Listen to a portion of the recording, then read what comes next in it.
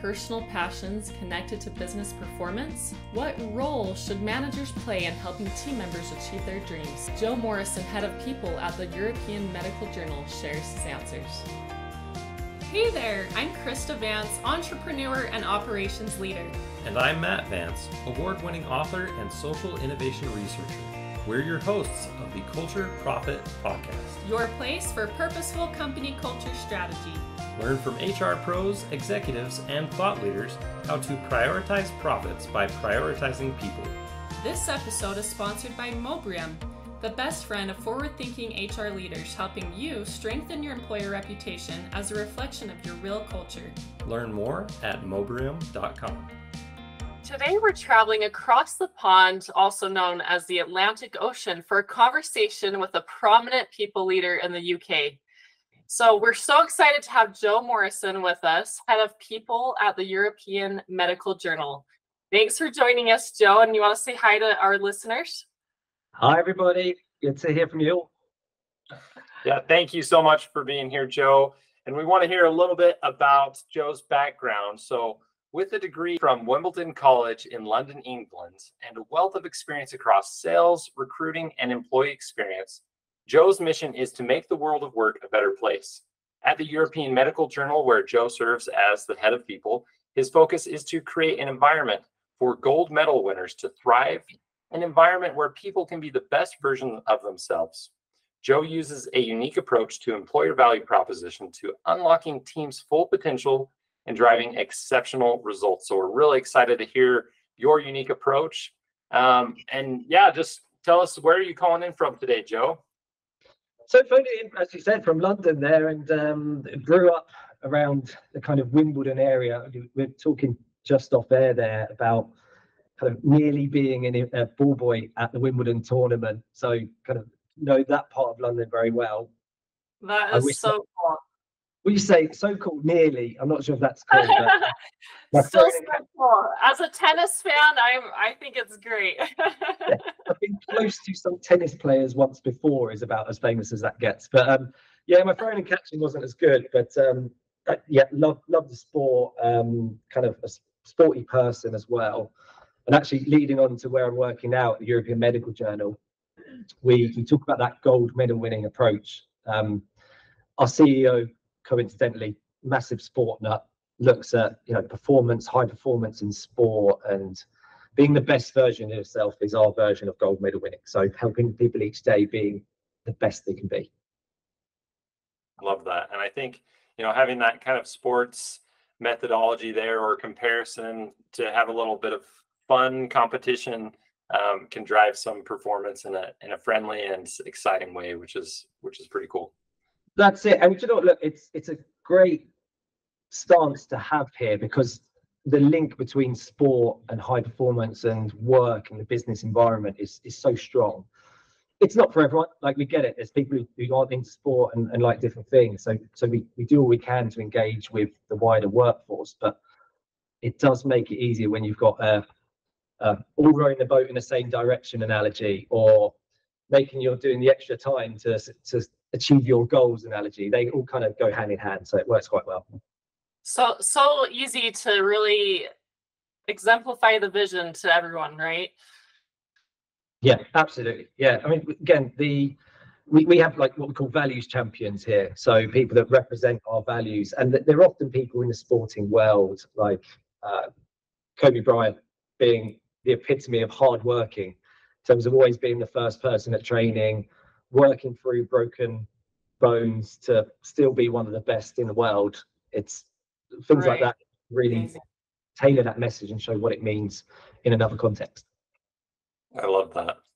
And kind of giving a little background for everyone listening of how we, made this connection to have this conversation today. Joe and I had previously connected on LinkedIn, which is an awesome platform, as most everybody knows, to connect with incredible people all around the globe. But one thing that really caught my eye, Joe, on your profile was you had this statement in your about section. You said, "I'm utilizing my unique approach to EVP, employee value proposition, in unlocking teams' full potential and driving exceptional results." So we previously had episode not long ago about the difference between employer value proposition and employee value proposition, and how you showcase the best for the employee, what's in it for them. So speak to us about your kind of take on that.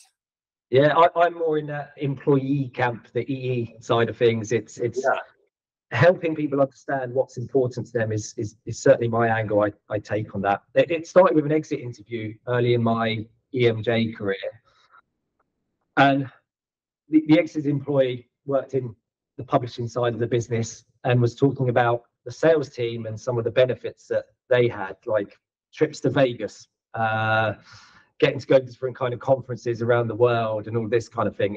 Bear in mind we're central London. It's not something that happens for everyone. And I said, well, look, do you want to go to Vegas? Is that something you missed out on? I said, no, absolutely not. I couldn't think of anything worse than going across to the other side of the world with your sales team. It's like, fine, look, okay, you're leaving. There's a reason why you're leaving, but what is your Vegas in that case? So what's your Vegas? What are you looking to get from your career? And they didn't have an answer. And that was the bit that was really, it kind of started that journey and made me realize that there's a gap between how we or our companies present their offering and the reality of what's actually important to the employees that are working there. And that's not just the wider workforce, but that could be what an operations person wants differently from a marketing person, a manager might want from a contributor, or somebody who's been with the company 5 years and looking to set up a family versus somebody who's starting out their career and wants to learn all they want to learn. And that's not to say that people who are starting a family don't want to learn. I'm just saying, they're different examples of different types of people in the workforce. So more specifically, I've been a fan of EVP. I'd worked at, created some EVPs in my previous roles in recruitment and talent in particular. And implementing the EVP really helped us understand, what is important to those different types of people across the organization and how can we better engage. And actually looking at some exit data after that EVP, it's shown us that actually we predicted why some of these people might have left our organization. And now we're trying to figure out, okay, how can we stop that happening in the future? How can we find people's Vegas? I love that. Something that I think is intriguing about how you're approaching this, it's kind of understanding your customer and selling them what they need, like solving their problem, but from an employee-employer relationship. So I'm curious, like, you also have some experience in sales. How have you seen your sales experience tie to this role in leading people and finding your Vegas, finding that passion that people have? Mostly through questioning. And I'm someone who left sales because I thought I wasn't the best salesperson in the world, and I thought I'm better off suited in a different environment. And then I went to a recruitment agency, just out of the frying pan into the fire. But to me, looking back now, realize the skills that I learned there were asking those questions. Often employees, managers, leaders, they don't ask that question, what's important to their employees. We make assumptions far too often.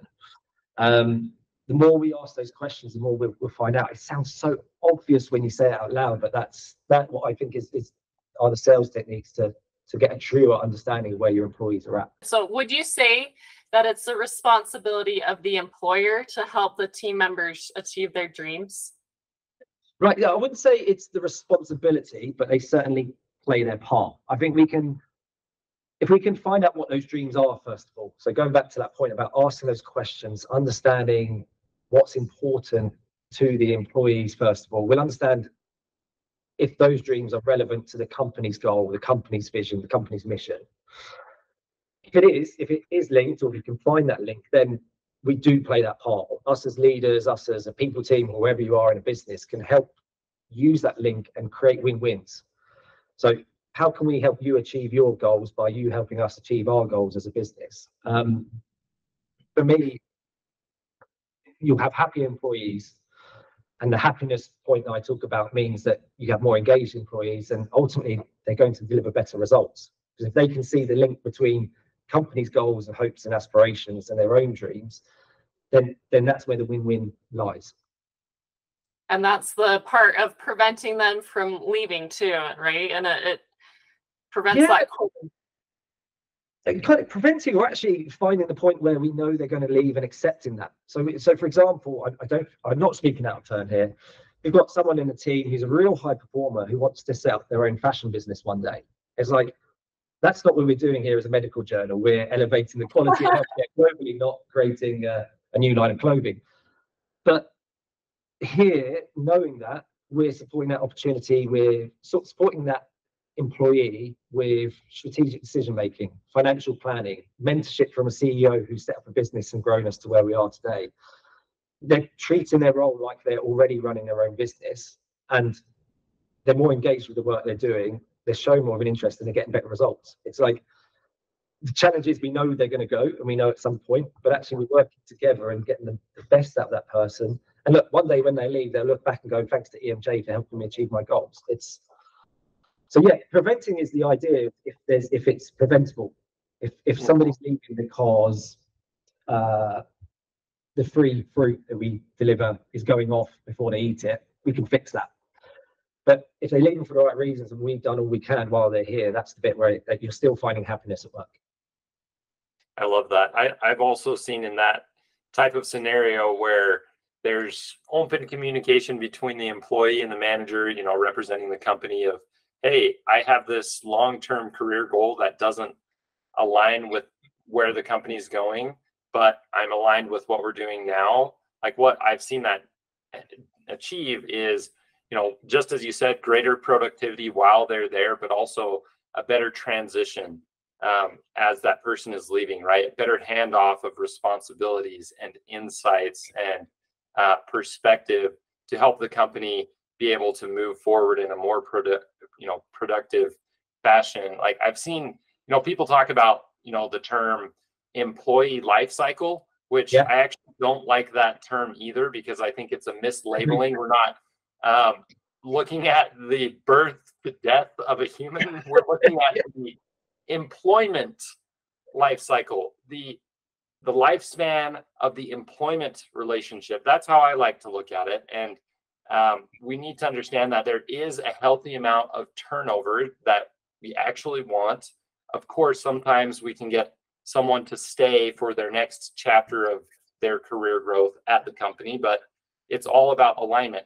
Is the individual achieving what they want to achieve, and the company's achieving what they want to achieve at the same time? If those two things are aligned, then everything's great. But when one side or the other becomes misaligned, like the company sees that the employee isn't, you know, contributing to the goals, or the employee sees that their position at the company isn't contributing to their career goals, that's where there should be a change. Yeah, and often the challenge is, because look, I understand that not all employees feel comfortable bringing those ideas. Like if you're working in a medical journal, should you naturally feel comfortable about talking about running a fashion business? Probably not naturally. But actually, what would be worse if you didn't tell us about that and you stay in a job where you're not really passionate and you're just trying to be happy, smiley, pretend you're passionate about the work you're doing when your mind is elsewhere.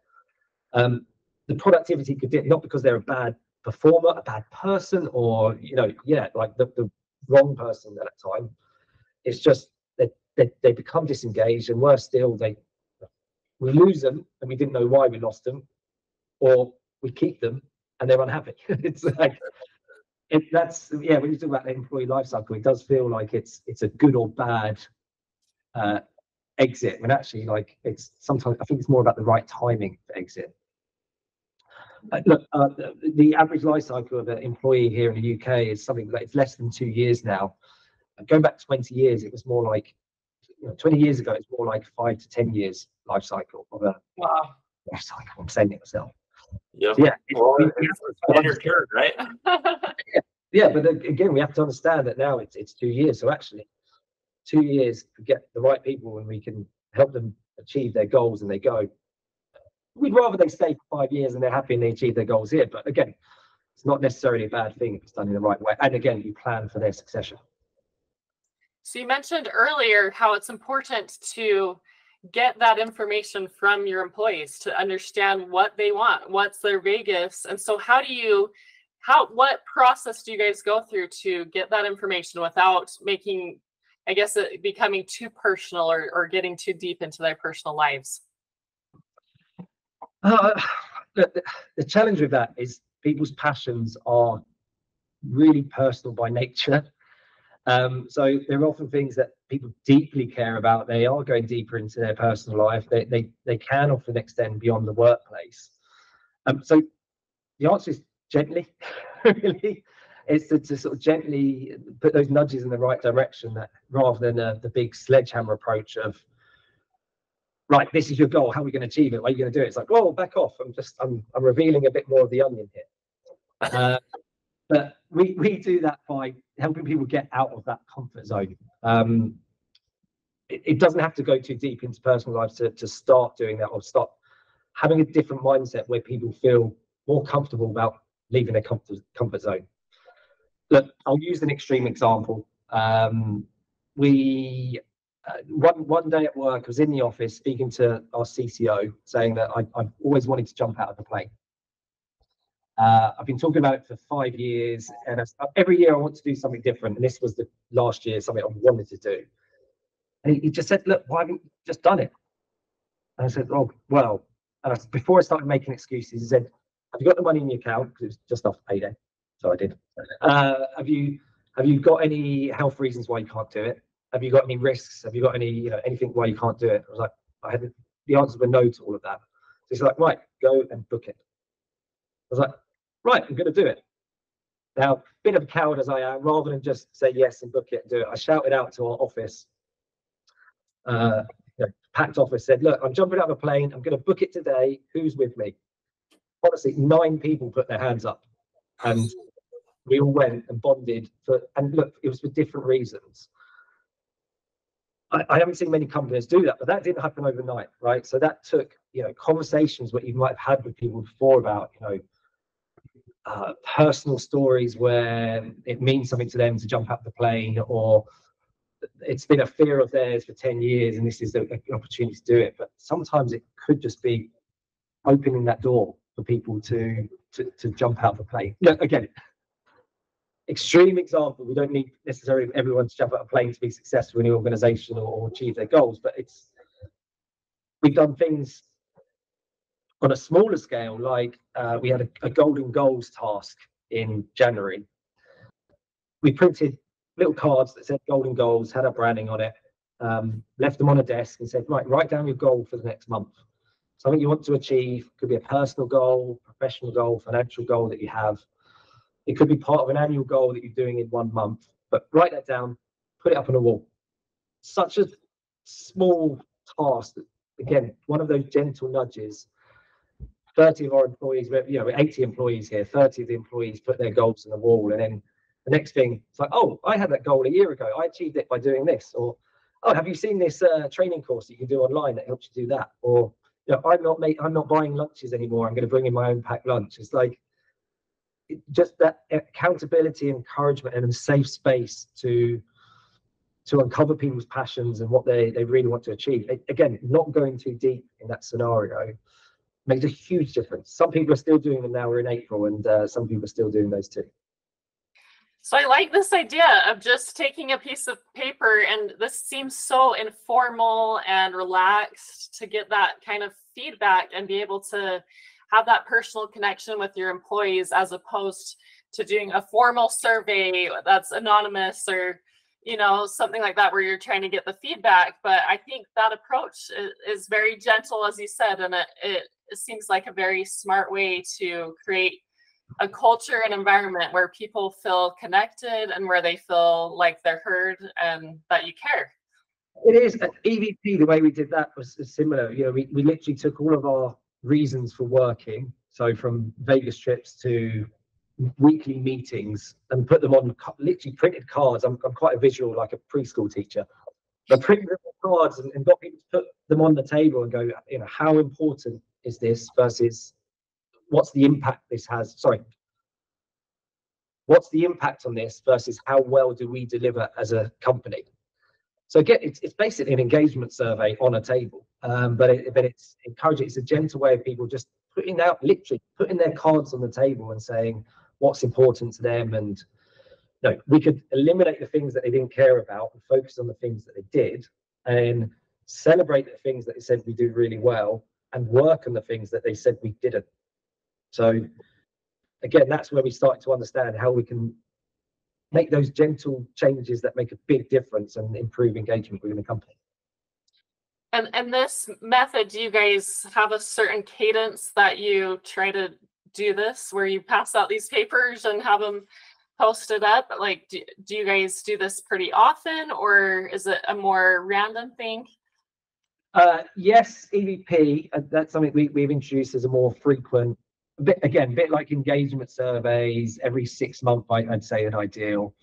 But coupled with some of those other smaller, I don't know, challenges or other opportunities, because again, my idea of engagement is that there's not a one size fits all, you do this task and everybody's engaged. Like, like my Vegas is somebody else's nightmare. It's like there's so many different things that make up what engages a workforce. So there's some that don't work. There's some things we've tried that people just don't get on board with. But I'd like to have a regular cadence and as much as possible non-anonymous. Create a safe space. The more times you do things where there's nothing goes wrong, no one gets fired, we improve more than we don't, and it becomes easier and easier the more we do it. What I'm fascinated by with this concept is essentially what you're doing is you're unlocking interpersonal relationships within your company. Like, it's not this super formal process that's mandatory, manager to direct report employee.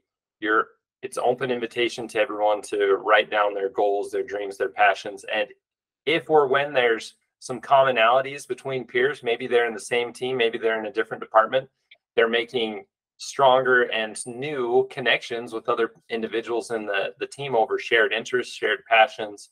And that's creating also as a byproduct, and you can correct me if I'm wrong here, but I would assume it creates as a byproduct greater working efficiency in the organization, because there's trust and friendships that are being strengthened. Like, we're people inside of a company. We're not computers that you just upload a program and then click go and it runs, right? Like, there has to be some time involved, some communication involved, some experience sharing to essentially build these relationships that drive greater productivity and output.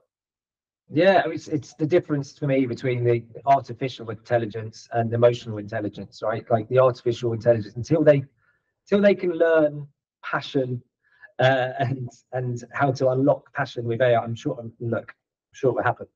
It doesn't replace emotional intelligence, and again, passion. It's a line I've said before, and I'll say it again, but passion is contagious. There's a spark. It's something that it's hard to define. We can't say all of a sudden that now all of our employees are 10% more passionate, but we're sharing more of what the passion that we already have, and that's the difference. That's the contagious bit. I love that. It's amazing what we can accomplish when we have that passion driving our actions. Yeah, and that's it. And I found mine here, like we say about what's my Vegas. It is that employee engagement piece, and that was the flip that made me think, actually, this is what I'm passionate about, and it just opens so many doors. Like, reaching out to someone on the other side of the world about podcasts or whatever it might be, but it's unlocked so many doors. I love that. So I've got one more kind of digging deeper question for you, Joe.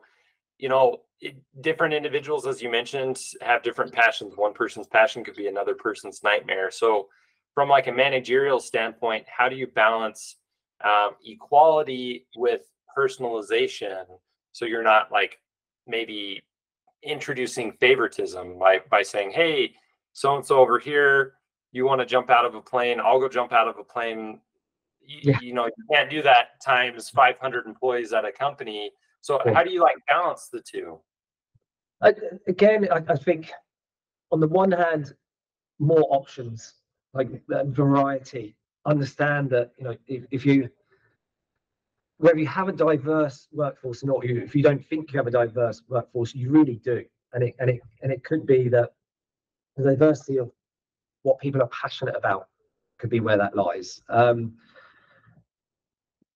Look, on the one hand, I think to have the right level of leadership available for the employees that you have in your workforce can make a huge difference. Because again, when you start to get 500, 600, 1,000 plus employees, it's not easy to just shout in the office, as you already said, not easy to shout in the office, let's jump out of the plane today and solve your engagement issues. But if there is a group of 20 people doing that in a company of 1,000, that's one area where engagement is going to be improved and they get it. We spoke right at the top of this call, like our CEO being a sport nut.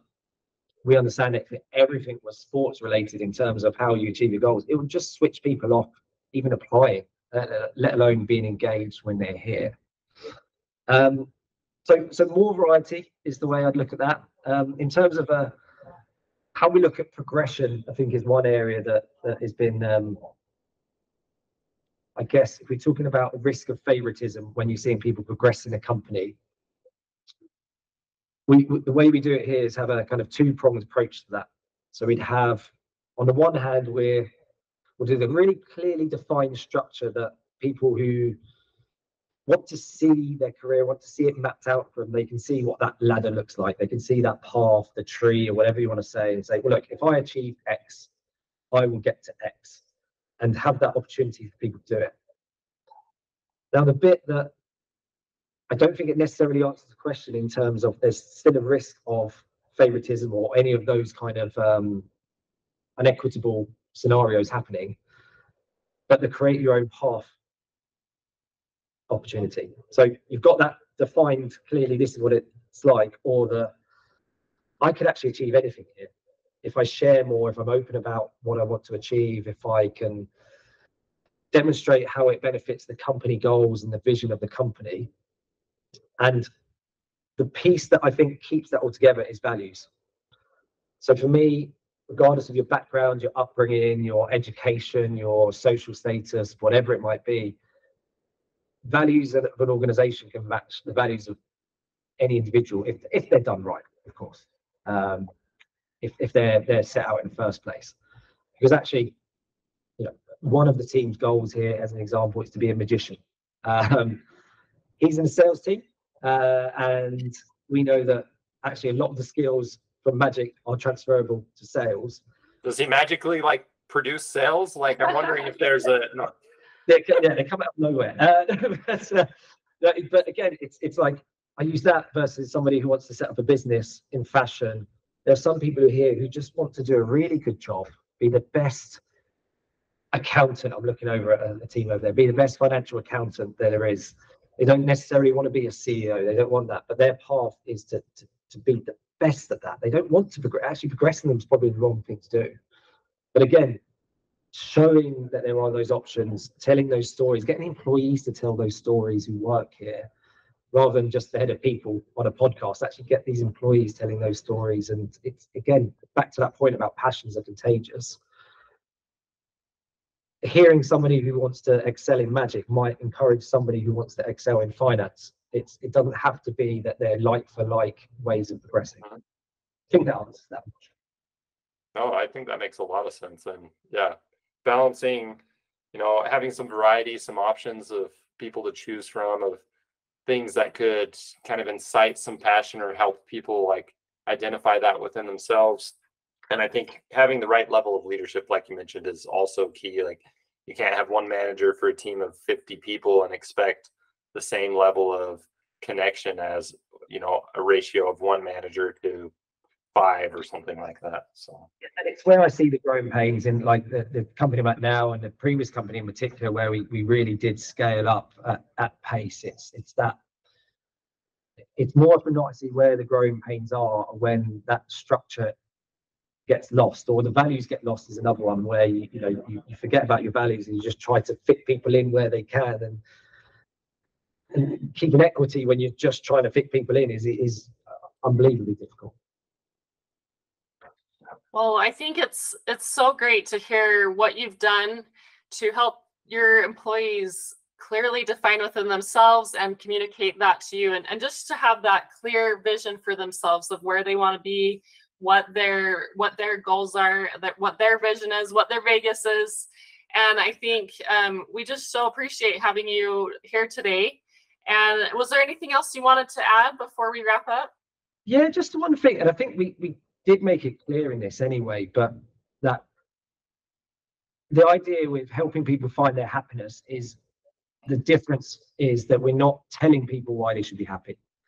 We're helping them find that out for themselves. And that's the bit that the more we can unlock that, the more engaged people will be. Because if we start saying, if you go to Vegas with us, you'll be happy, that's where we start getting it wrong. If we can help people understand what is important to them, that to me is what makes the real difference with happiness, engagement, results, the whole works. So I'll leave it there. Experienced that firsthand too. Right. So I agree completely.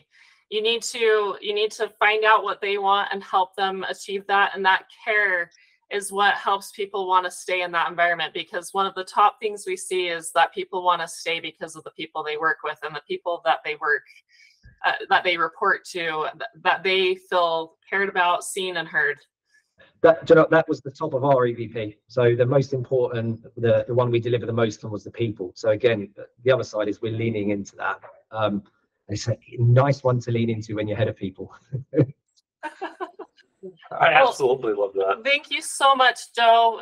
We appreciate all your insights. I think that our listeners are going to find some great things that they can implement in their own employee value propositions that they're working towards. And for those employees listening, they can help communicate and find out what their vision is. So thank you for all your thoughts today. And for our listeners, please subscribe so you don't miss our future episodes. We have wonderful people that come and share their insights. Thank you, Joe. Appreciate your time today. Thanks very much.